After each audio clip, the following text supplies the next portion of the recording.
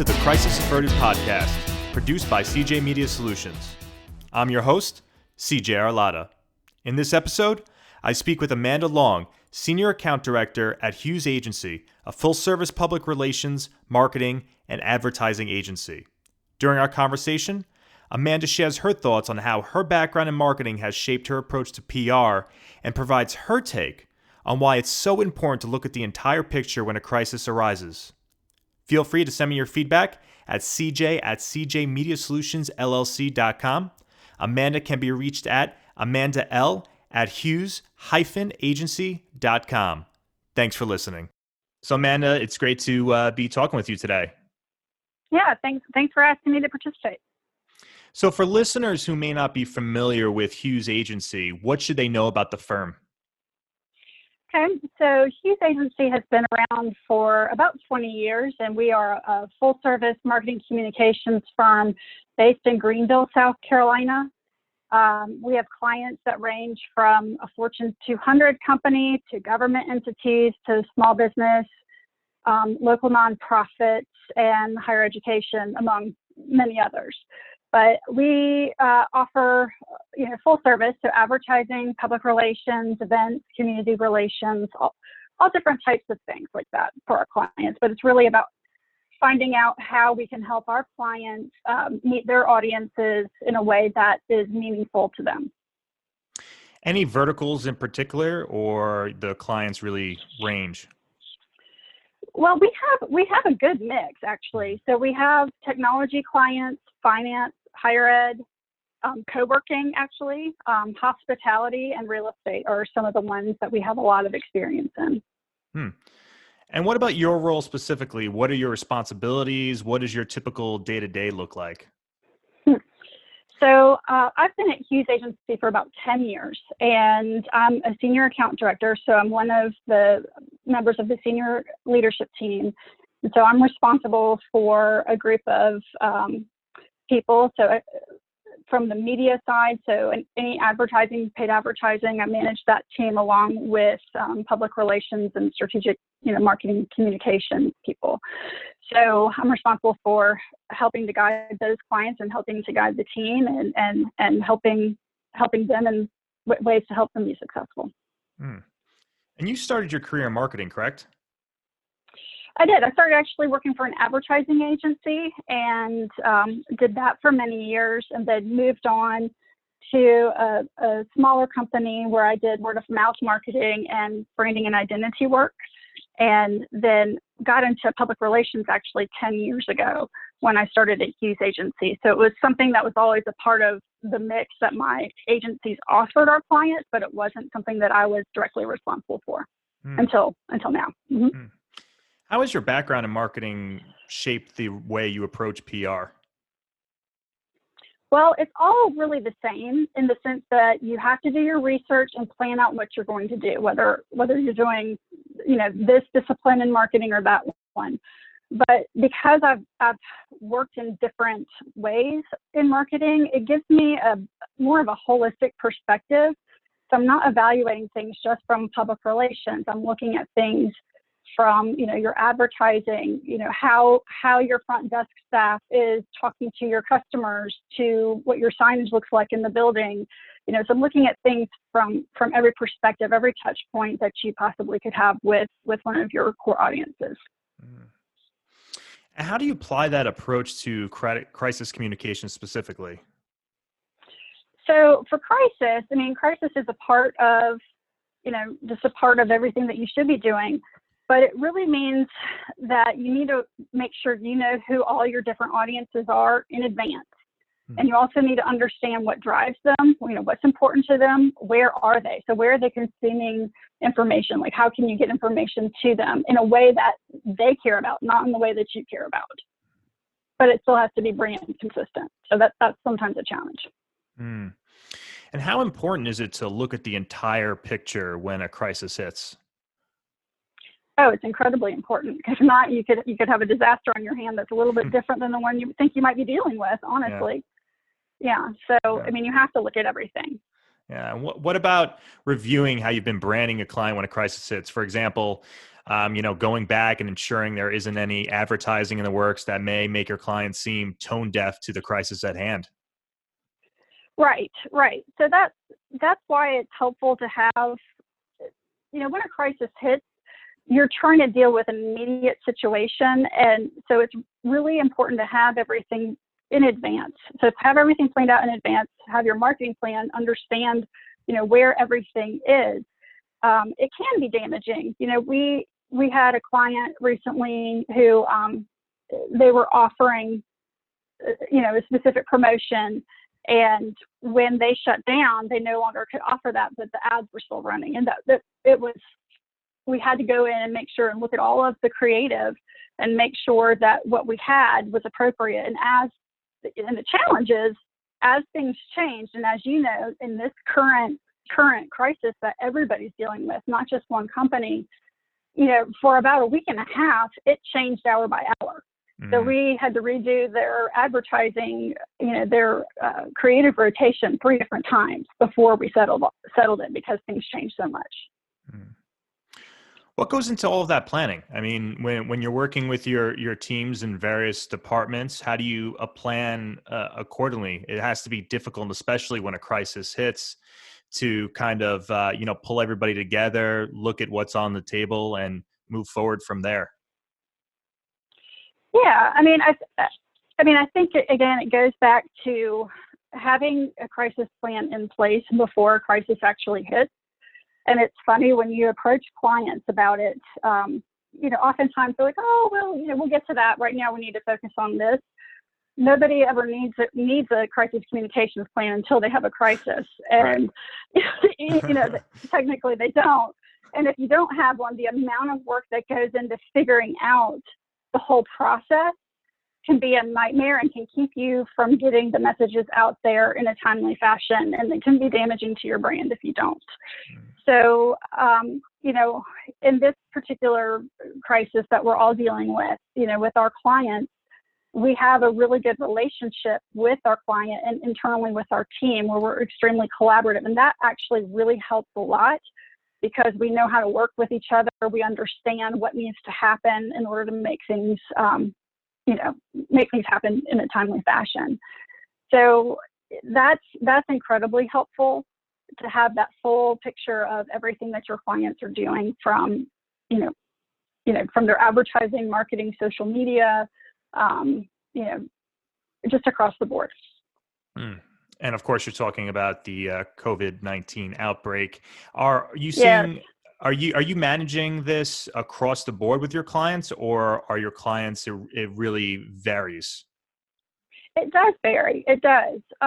We have some clients that we've been 24/7 with them, because it really truly affects their business. Like, some of them have shut down. Some of them are nonprofits who are now dealing with, because they've shut down from the services that they're offering the community, now they don't have income coming in. And so, nobody does at this time when they shut down, but for a nonprofit, that's really, really hard. And so it's a little bit different in the case of, let's say something happened that went wrong for your client. The focus is all on you. Where now the focus is on everybody, and it's on this big looming terrible thing. And so how do you make sure that you get communications out to the people who you care about in a way that they're willing to listen? I want to go back to something you mentioned earlier about reviewing the advertising one of your clients may have, to make sure that it's not tone deaf to a crisis at hand. Do you have any specific advice for a small business owner, someone who's not a communications expert, on how to determine whether something can be perceived as tone deaf? Is it really just a skill you hone over time, or are there certain things you look for? It's a little of both, honestly. I mean, there's some people who just are tone deaf, or they're not, don't take social cues as well as others. But that aside, you just really have to look at it from the human perspective, not from the company. So what I mean by that, put yourself in somebody else's shoes for a minute. Like, I think, for example, you and I spoke earlier about a scenario with one of my clients where a situation happen between a volunteer and a child. Mm-hmm. And so we were dealing with that. And I'm a mom, you know, and so I had to put myself in the shoes of the other parents. And how would I feel if that happened? What would I care about? What would not matter to me if they said, oh, well, we did this, this, and this? Well, I don't care. What are you doing to protect other children? You know, so you just kind of really have to look at it from that perspective, but you still have to make sure that you protect your organization at the same time. And that can be hard because sometimes when you're trying to protect your organization, you can come across as being insensitive or tone deaf, just like, you know, unaware of what's going on. And I'm sure included in all of that is research, correct? Knowing what's going on in the news, especially. Of course. Yeah. You know, I mean, that's our job as public relations people. We have to know what's going on. I mean, not only from a global and national and local perspective, but in the specific industries, what's going on. Yeah. Yeah, I mentioned this a little bit before. And when a crisis occurs, you know, how do you ensure that all the messaging is readily available? So, you know, when something happens, you're not looking around for this or that, or looking for the advertising or the branding that you've been working on with a client. Well, I mean, first and foremost, I think it's important, you know, you already have to have this crisis plan in place from an operational standpoint. And then your communications plan is layered into this. So we'll get into the other things in a minute. So you need to be prepared. You need to know who your audiences are. And, you know, if you're a good marketer, you've already done that. And it's not just, you know, the obvious ones of, you know, your customers, you know, or your employees. There's a lot of different audiences that you may or may not think about. Like, for example, nonprofits have their board of trustees, their volunteers, the people they serve. You know, it could be even a list of your vendors that work with you. So you need to look at it from all those perspectives. But also, you need to identify the scenarios where a crisis could occur. And interestingly enough, when you do go through that process, sometimes organizations, when they're evaluating that, they will identify holes in their plans. Like, oh, wow, we didn't even think about this or that. So, you know, this also is helpful from an operational standpoint. So once you've done that, you need to determine who's your spokesperson in this crisis. Because the last thing you want to do is be figuring that out when it's happening. And most importantly, for those people who are going to be your spokespeople, they need to be media trained and over and over and over again. Because in situations that are tense like that, sometimes people can break. And they're human, it's going to happen. But if you remember the BP oil crisis, the spill that happened, you know, in the Gulf of Mexico a few years ago, probably been longer than that now.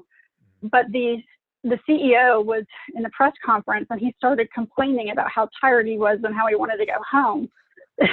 back to where he was versus these people who lost their industry. Like, you have to make sure that you get people very well trained and to understand how to turn the conversation around when the questions are really tough, and to a point to where you're explaining what you want them to understand. So also, you need to know what channels you're using to communicate to all your different audiences.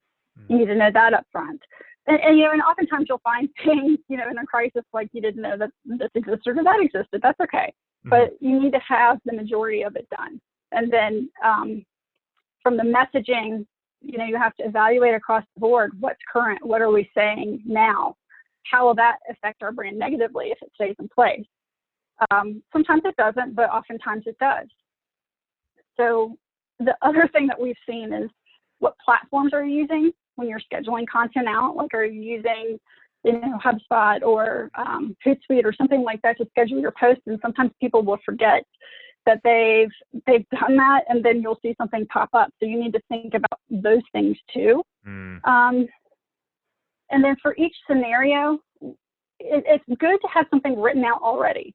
So what are you going to communicate? Who are you going to communicate it to, and how? So, you know, you can't anticipate every little last thing, but it's helpful to have a lot of things already pre-written. So then you're responding to it and you're editing versus creating something from scratch. Mm. You mentioned, and one, I'm go sorry, ahead. go ahead, Amanda. I was going to say the other thing that is critical is, and this is something that every PR person should be doing anyway, is monitoring the media obsessively during a crisis. Mm. So, I have a media monitoring platform. Every PR person generally does, but constantly monitoring that, as well as going to individual websites or media outlets where things are going to be talked to, or social media sites, because even the best monitoring system may not pick something up. So you have to be obsessive. You have to find it, you have to track it, you have to correct it, because oftentimes things come out that are incorrect. And I'm not one of those people who thinks that the media puts everything out there incorrectly on purpose. I just think it happens sometimes because everybody's moving so fast. Mm-hmm. You mentioned a little earlier about choosing a spokesperson. How do you go about doing that? What do you look for in a spokesperson organization? Obviously, it depends on the size of an organization. If you're looking at a small business, there probably aren't that many spokes people you can choose from. But are there certain qualities that you look for? That's a good question. I mean, obviously, it depends on the level of crisis. There are some that can be addressed with people who run a certain part of a company. But if it's something big, it needs to be your CEO. It needs to be your top person, because it's their responsibility. Everything in that company is their responsibility. And so if there's something huge that's happened, like with Boeing, with the plane issues that they had recently, like, that has to come from the top. It does. But in general, what are you looking for? Somebody who can clearly articulate what you need them to, somebody who can handle pressure, somebody who has empathy, because you don't want somebody up there in the middle of a crisis who looks like they don't care. I guess So that's why. really it. Yeah, and I guess that's why media training is so important, especially in times when a company's not in crisis, correct? Absolutely. I mean, you should be doing that anyway, because, as you're trying to promote your clients or promote your company out in the media, you need to be able to effectively do that. And your spokespeople, need to be tested from all different angles. So that is not a crisis communications thing. That is an everyday thing that you need to be doing. Or not media training every day, but, it's for everyday scenarios. Of course. And you mentioned earlier messaging to all the stakeholders, right? Messaging maybe tweaked slightly for different audiences. How do you really ensure the overall messaging is consistent for the various stakeholders, especially during a crisis? Well, it needs to come from one place. So, for example, one of my clients who I'm working with now, we have a core team. So it's the CEO and a couple of their other executive leaders, and then 2 people on my team. And we all work together. We all agree on the messaging. Like, we'll write it, everybody agrees. And then once we have that core messaging, then we adapt it to each audience. So, for example, employees are going to feel their needs in a situation like this are going to be different than your customers, different than your board. An employee is wondering, do I still have my job? If I don't still have my job, what does that look like? Members, or not members, but customers are wondering, how else can you help me?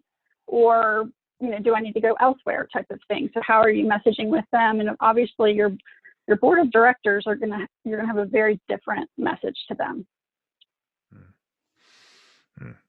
And how often are you interacting with clients during a crisis, trying to prepare that messaging? Does it really depend on the client? Some want a little bit more interaction with you than others. Others want you to handle most of it. What does that interaction look like? Well, it depends on the crisis. But mainly it is the top people, so the spokespeople, in the core team. We're in constant communication. There's some that, are 24/7, and that's our job. Our job is there to protect our clients' reputations and to, in the case where something went wrong, to help salvage that and turn it around. So there are times that I'm on the phone at 10, 11 o'clock at night and up at 4 in the morning with them. It just depends on what's happening. But yeah, I mean, the communication between client and agency at this point is constant. What about some of the top mistakes you see clients make when it comes to crisis communications? Is one of them not being prepared for a crisis? Yes, definitely. Yeah. It just becomes just a debacle of, who's on first base, who's talking, what are we saying, what can we not say, what would we never say? Yeah, absolutely. And then being indecisive and not being able to get a message out quick enough, and not being humble if it's something where you've made a mistake. But you also have to be careful. You can, from a legal standpoint, depending on, I'm not an attorney, but depending on the type of crisis that you're experiencing, you need to be humbled, but you can't hang yourself either. Yeah. For small business owners who can't afford a PR firm to help with managing crises, what tips do you have other than what we discussed today? Well, I mean, they need to be responsive at all times. Sometimes crises will arise because people aren't responsive. I mean, I know you've seen that. We've all seen it on social media where somebody hasn't been responsive to a customer and they go out on social media, and then that causes a storm of other issues for them. So it starts with good customer service, honestly. That would be number one. And then when somebody does shout out on social media or calls you, be responsive. Don't ignore them. But also, when you're communicating with them, make sure that you're getting all the information from them and then the other side from inside your company before you're going out publicly saying anything. And, remember, while the crisis is yours, it's happening to your company, it's happening to the people who are mad about it or upset about it. So you have to remember not to make it personal. Don't make it about you. Make it about them and how you're there to fix whatever's happened. Yeah, and you make a great point that if you're monitoring what's going on social media, for instance, sometimes you can diffuse the situation instead of it turning into a crisis. People just want to be heard. They really do. I think about it. Oftentimes, those types of situations, they just don't feel like they've been listened to, and they just want somebody to hear, "Hey, I'm mad because I've been trying to get a hold of somebody in tech support for 2 days to fix whatever problem this is, and nobody's responding to me. Yeah. I'm just so frustrated." They just want to be heard, and if you can just have some empathy and make sure people feel good about that, even if you've made a mistake, if somebody really feels like you've listened to them and that you really want to help them, it can go a long way. Amanda, thanks for speaking with me today. I think there's a lot of great content here. Any new clients in your portfolio you'd like to give a quick shout out to? Sure. We actually just signed a client a couple of months ago. It's called Hughes AG. They're based in Germany. They are a network monitoring company, and so they have a software that monitors anything on a company's network, honestly. And in this day and age, that's super important. And it's really fun. I love being back in tech, and I'm really glad that we have them in our portfolio. Great. Thanks, Amanda. I really appreciate it. Thanks, CJ.